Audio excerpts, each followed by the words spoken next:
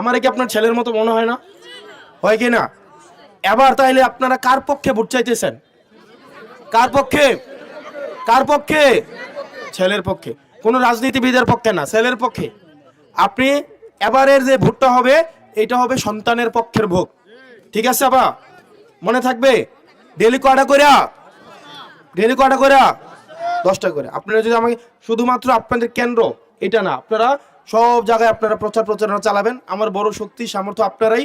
এবং আমি আপনাদেরকে কথা দিচ্ছি, আমরা নির্বাচিত হইতে পারলে আমরা প্রথম এবং প্রধান টার্গেট হচ্ছে নারী অধিকার, নারীর মর্যাদা নিশ্চিত করা, শিক্ষা নিশ্চিত করা, কর্মসংস্থান নিশ্চিত করা, তাদের যথাযথ যোগ্যতা অনুযায়ী তাদের হচ্ছে কর্মসংস্থান নিশ্চিত করা। আমরা নারীদেরকে নাগরিক হিসাবে আমরা দেখি।